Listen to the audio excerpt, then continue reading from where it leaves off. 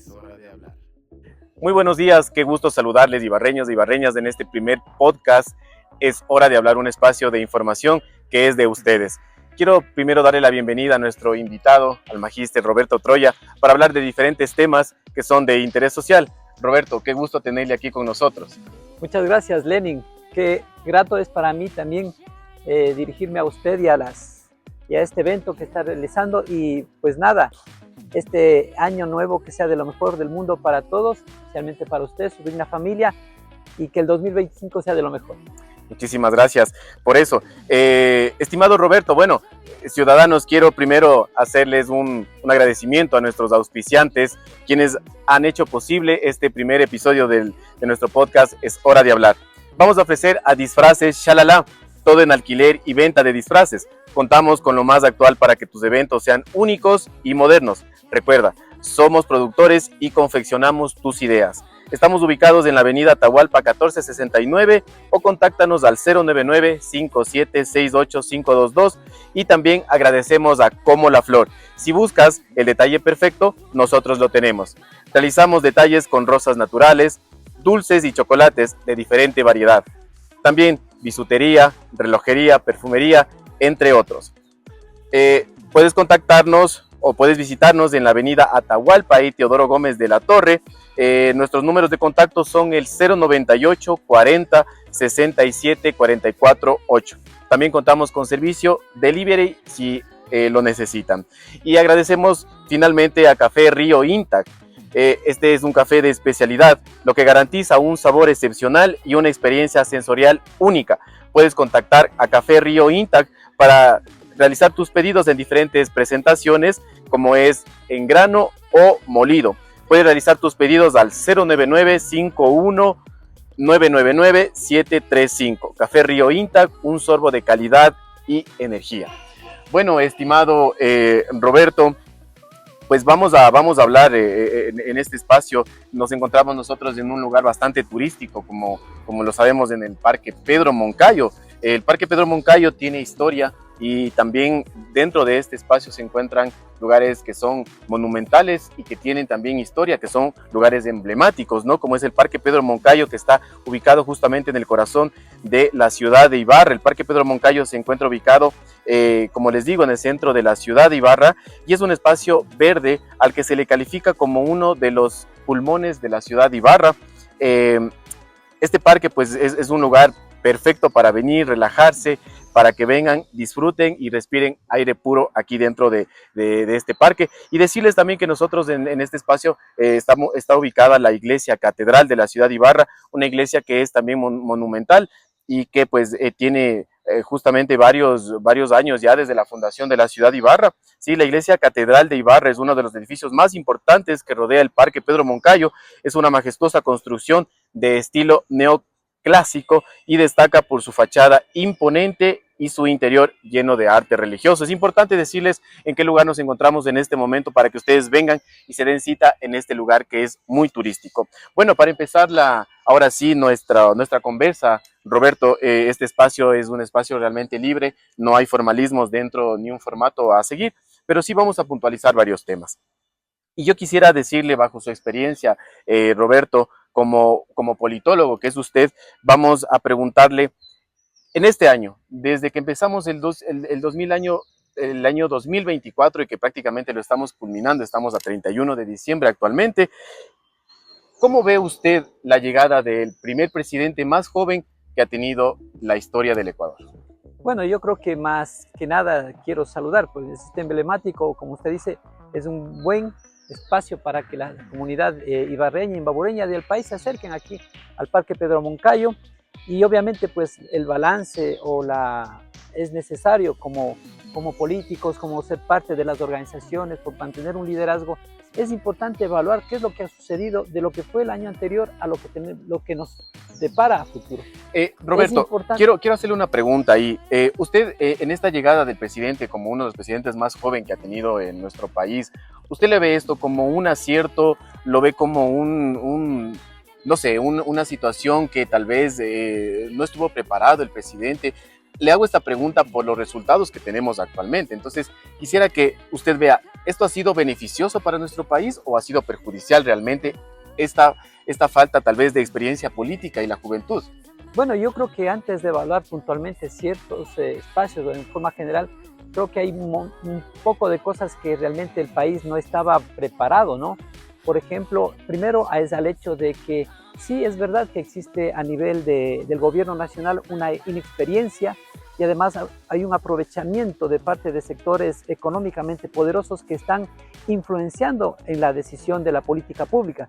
Y ahí es una equivocación enorme porque no se convierten los presidentes en estadistas, sino más bien servidores de un puesto económico o de esos espacios económicos de los sectores más poderosos que tiene el país. Es decir, perdón, ¿usted considera de que el poder de decisión no está solo concentrado en el presidente, sino que dependemos de otros grupos para que estas decisiones se materialicen?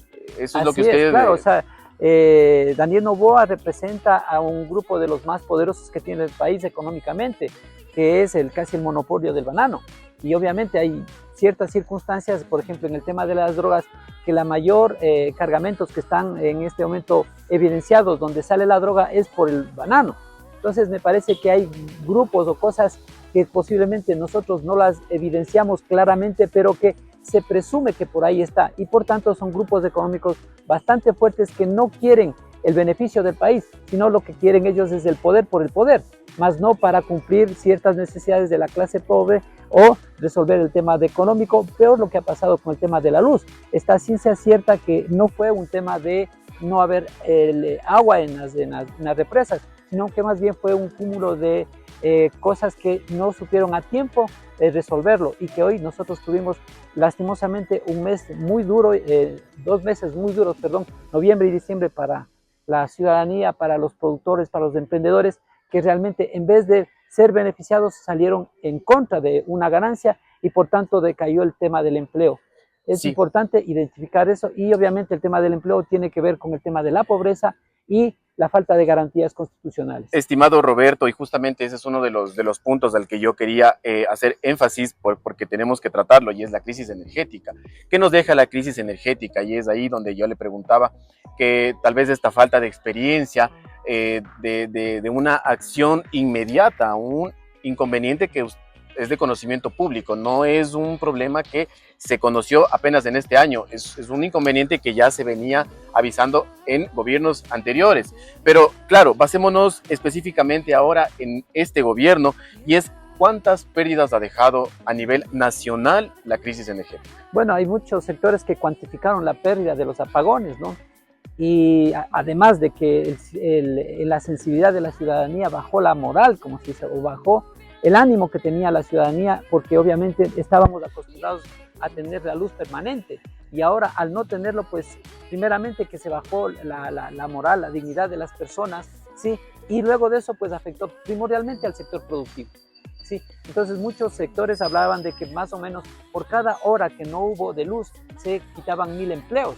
Es decir, que realmente fue un golpe fuerte a los emprendimientos, fue un duro golpe a la ciudadanía y desde luego al desarrollo productivo del país, sin desconocer que teníamos un estado de inseguridad permanente, un estado donde estaba militarizado, digamos, ¿cierto? Así la comunidad, estaban militarizadas las ciudades, ¿no? Por un tema de seguridad que, entre comillas, tampoco se ha resuelto, y eso también es el otro grave problema que nos está acarreando a los ecuatorianos. Apuntamos nuevamente justamente al siguiente punto que estamos tratando nosotros en este día, y es que una de las consecuencias negativas que hemos tenido realmente es justamente la crisis de inseguridad. Asimismo, sabemos que pues, es una situación que se venía venir. Cuando Noboa se coloca en el poder, se escapa uno de los delincuentes, una de las personas más peligrosas del país. Pero justamente cuando él se posesiona, él se escapa de la cárcel. ¿Cómo usted analiza esta situación? ¿Qué pasó ahí? ¿Por qué permitieron que se vaya una de las personas consideradas una de las más peligrosas de aquí del Ecuador? Y tomando en cuenta también que Y aquí quiero que seamos un poco más enfáticos, porque resulta que una persona que es considerada, como lo digo una vez más, reitero el tema de la peligrosidad que tiene esta persona, se escapa de un lugar en donde ya estuvo retenido, pero resulta que hay una persona, Jorge Glass específicamente, que él no estaba dentro de una cárcel, que estaba procesado, sí, pero él ahora se encuentra preso mientras uno de los delincuentes, como le digo, más peligrosos del país ahora está libre. Bueno, hay que aclarar, hay tres temas que son importantes. El primero es en el contexto en donde sale Fito de la cárcel, ¿no? Porque obviamente él sale en el mes de diciembre del año anterior, ¿sí? Y obviamente en un contexto en donde la inseguridad ya fue muy latente. Y obviamente también sale en un contexto en donde la justicia o los gestores del proceso de justicia, tanto desde los jueces como hasta aún los señores agentes de seguridad, perdón, los agentes que están en las cárceles, hubo una complicidad entre todos para que el señor Fito salga de la cárcel y que nadie sepa en dónde está en este momento. Entonces se convierten en fichas de un juego un poco feo, macabro, porque obviamente Fito era el responsable de muchas muertes y asesinatos, conjuntamente con otros actores que obviamente cuando se involucra tanto la justicia, eso también involucra también al poder político. Entonces hay una complicidad general para que se dé estas circunstancias, ¿no? Entonces ahí vemos que realmente el Estado se convierte no en un Estado democrático, sino que más bien se constituye en un narcoestado, como mucha gente lo manifiesta. Y yo creo también de que es un narcoestado el que está realmente gobernando el país. Mucha gente también decía de que Fito era el responsable de ciertos actos políticos. Es decir, que Fito tenía una relación directa con la política. Ahora se sabe a ciencia cierta que casi el 30%, por ejemplo, de los actuales candidatos a la Asamblea y de otras instituciones tienen que ver mucho con el narcotráfico, mucho con la mafia. Entonces digamos que esta presunción que nosotros tenemos como ciudadanos es una aspiración, me incluyo frente a esta situación en la que nosotros vemos que esto, en cierto modo, al inicio fue como una noticia preocupante para el Ecuador. De hecho, a partir de esta fuga es que se declara un estado de guerra. ¿Sí? A partir de ahí se declara un estado de guerra, pero claro, esto simplemente vimos que al inicio tenía un énfasis o tenía como una connotación de interés frente a esta situación. Pero en adelante usted vio que esta situación se dio simplemente a unos meses a partir de esta situación, pero en adelante se ha dejado de lado eso y ya no importa preguntarnos dónde está Fito. ¿Qué pasó en ese sentido? Bueno, posiblemente Fito en este momento de pronto es hasta una ficha electoral política, ¿no? Eso ya lo sabremos en el camino. Segundo es de que, a ver, nosotros pensamos de que en un tiempo prudencial, más o menos de un año, se iba a resolver ya los temas del país en cuanto a seguridad, porque teníamos la visión de lo que pasó en El Salvador con Bukele.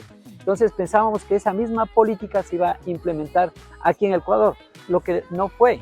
Y es por eso que en mucho tiempo, cuando los militares, que no es su competencia resguardar el tema de seguridad ciudadana, porque esa es competencia de la policía, sí, comenzaron a tener ciertos impactos social y hoy pues hay que ver también, y dándome un saltito, sin hacer apología de lo que está haciendo el ejército, y más bien quiero puntualizar lo que pasó con Guayaquil, con los 4 niños desaparecidos, que realmente eso viene a rayar la situación del país, de lo que se estaba haciendo realmente, que se veía una seguridad, a tener ya un temor ahora hacia los militares que supuestamente están resguardando a la ciudadanía, pero en este caso se ve que no es tal como se dice todas las cosas, ¿no? Y hoy han aparecido también otros 3 denuncias de desaparecidos que también tienen que ver con el tema del ejército. Roberto, entonces ahí hay un problema muy duro. Quisiera interrumpirle también y justamente de esto se trata este espacio, ¿no? En poder tener este feedback de esta conversa y preguntarle según su análisis y a dónde estamos apuntando. En primer lugar, me interesa mucho, pero posteriormente a esta primera pregunta que le voy a hacer es, ¿qué va a pasar en las siguientes elecciones? Pero primero, preguntarle, estas situaciones que se han venido dando, ¿ya han dejado fraccionada a la institución de las Fuerzas Armadas como seguridad? Esto deja ya sienta un precedente negativo para las Fuerzas Armadas. Así es, desde luego. O sea, yo creo que, a ver, cuando nosotros hablamos de un narcoestado, eso también involucra a las Fuerzas Armadas, tanto a la policía como al ejército, ¿sí? Y realmente tampoco ellos han actuado con toda transparencia, y eso hay que ser bien claros, ¿sí? Porque, por ejemplo, sobre este tema de los 4 de las Malvinas, el ejército, y en este caso en el general, me parece que es de aviación, él sale a hacer un homenaje y desear un feliz año, y diciendo que las Fuerzas Armadas son todo solidaridad, cuando hay este problema, no dan la cara, ¿sí? Nosotros hace aproximadamente 1 año y medio lo que pasó con Don Nasa, que fue con $25,000 en una camioneta al Ministerio ¿cómo es? El Ministerio de Gobierno, perdón, de las Fuerzas Armadas, entró con la camioneta y nadie dijo nada, y a los 3 días apareció el señor Nasa muerto. Entonces hay un conflicto ahí realmente de intereses que no se aclara y quién es el responsable, y con no decir nada lo que están haciendo es trasladando ese y siendo un tema de ir reproduciéndose las cosas. Lo mismo hablamos con el tema de la policía. La policía está a claras que está filtrado por el narcotráfico. En los Estados Unidos acaban de negar la visa a más de 30 generales porque se supone de que ellos están realmente o fueron parte de un proceso delictivo.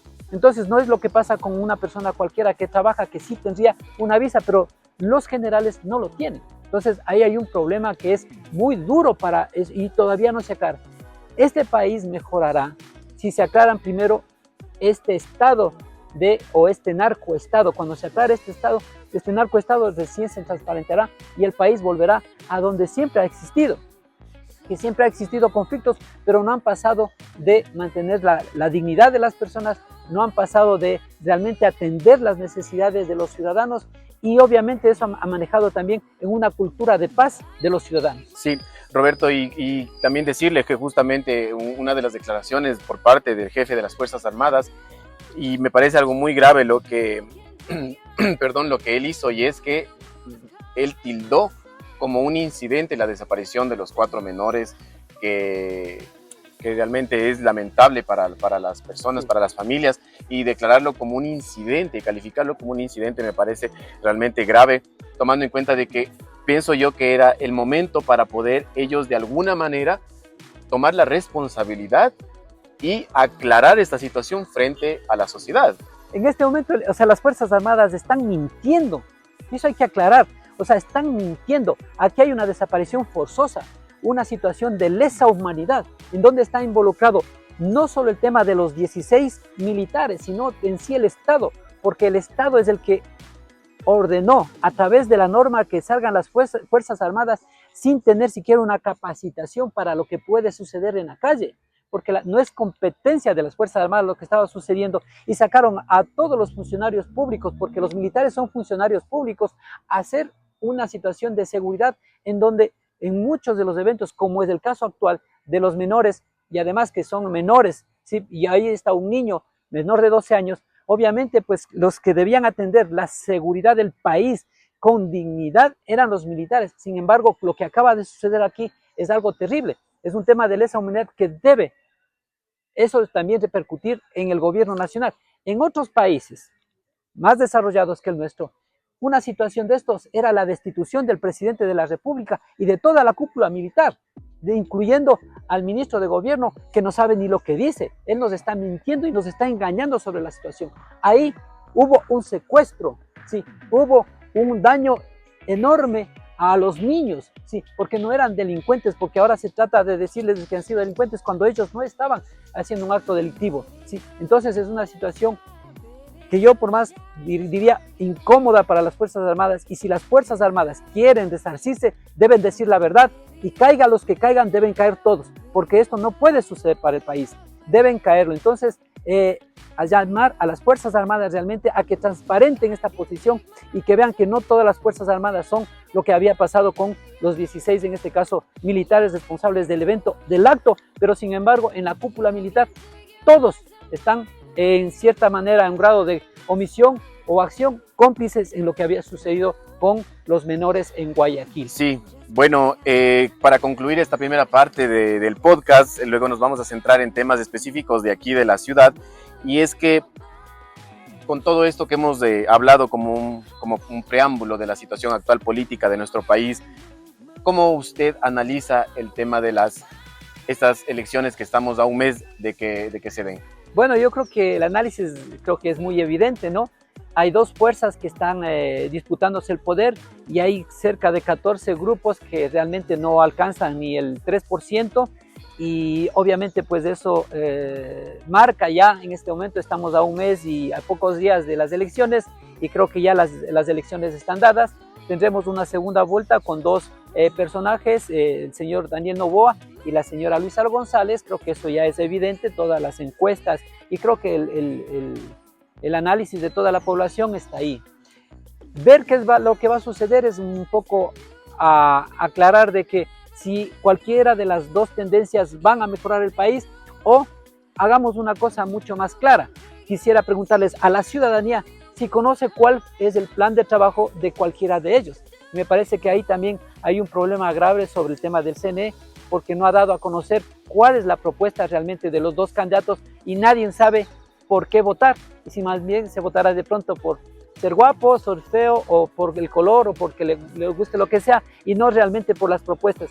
Es decir, que realmente la culpabilidad de un proceso electoral en donde no se aclare cuáles son las ideas, cuáles son los que van a hacer suceder, es responsabilidad del CNE y en este momento, o sea, la democratización del país realmente está en una situación incómoda porque al ir a votar por colores o ir a votar por números o por cualquier otra cosa, menos por la propuesta, creo que es una situación muy dura para el país porque también se nota que la gente no quiere saber mucho ya de ciertas circunstancias y que la política realmente ha caído en un papel muy feo y obviamente pues lo que se dice actualmente, no, el que quiere ser político pues lo que quiere es ir a robar y obviamente pues hay una tela de dudas sobre el tema del político cuando la política es el bien común y el servicio de los demás y lastimosamente en el país no se cumple en este momento.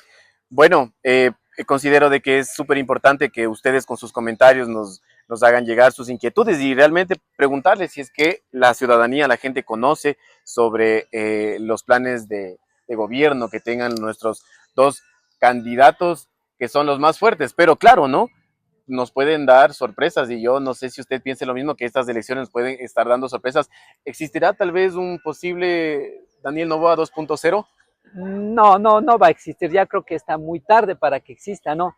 Creo que tampoco veo que el tercero que está, me parece que está en disputa, es Leonidas Issa, que está con un 3%, pues llegue a superar el 29% que tiene Luisa, será muy complejo, será muy difícil y obviamente tiene que pasar algo brutal, como pasó con el tema de Fernando Villavicencio, para que cambien esa dinámica y creo que este no es el momento y las cosas creo que ya están dadas a 2 meses, es decir, hay las únicas dos tendencias que son las que van a disputarse el poder en el país y la gente pues debe estar consciente de eso, ¿no?